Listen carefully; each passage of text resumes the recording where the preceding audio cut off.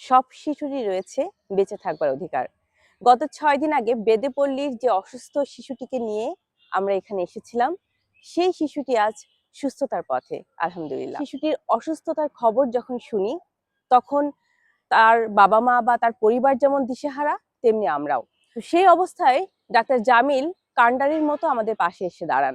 তার আন্তরিকতায় এবং তার টিমের সার্বিক তত্ত্বাবধানে শিশুটি এখন সুস্থ হয়ে গেছে। কৃতজ্ঞতা জ্ঞাপন করছি ঝিনাইদহ শিশু হাসপাতালের তত্ত্বাবধায়ক ডাক্তার জামিল ও তার দলকে। আজকে ছেড়ে দেবে, তাই তো? আচ্ছা, তোমার বাচ্চা এখন ভালো আছে, ঠিক আছে, সুস্থ আছে। তো আজকে তাহলে কয়দিন হলো? 6 দিন হলো।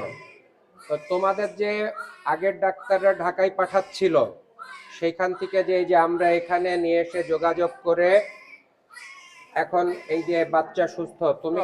জি, আচ্ছা, অনেক খুশি। অনেক খুশি। জি, তুমি কি এখানে যে চিকিৎসা করলো ডাক্তার জামিল, তারপরে যে অন্য ডাক্তাররা ছিল, সিস্টাররা ছিল, তারা তোমার বাচ্চার জন্য যে আন্তরিকতা দেখাচ্ছে, যে কষ্ট করেছে, তুমি কি তাতে সন্তুষ্ট? জি, আচ্ছা, তো তাদের জন্য কিছু বলতে চাও? তাদের জন্য দোয়া করো। জি, তাদের আল্লাহ অনেক সুস্থ রাখুক, ভালো রাখুক। আচ্ছা, ঠিক আছে, তোমার বাচ্চা আজকে ছেড়ে দেবে। আমরাও দোয়া করি তোমার বাচ্চা সুস্থ থাকুক, সুন্দরভাবে বড় হোক। আর এখানে যারা এই পর্যন্ত কাজ করেছে, ডাক্তার জামিল এবং সিস্টাররা যারা যত্ন করেছে, সবার জন্য তুমিও দোয়া করবে, ঠিক আছে? ইনশাআল্লাহ। আমরা এতক্ষণ কথা বলছিলাম যে আপনারা ইতিমধ্যেই জেনেছেন যে গত শুক্রবার থেকে বেদেপল্লীর যে শিশুটির অবস্থা খুবই খারাপ ছিল, যাকে ঢাকায় পাঠানোর কথা ছিল, যেখানে গেলে কিন্তু ৮০,০০০ থেকে ১,০০,০০০ টাকা পর্যন্ত খরচ হতে পারত।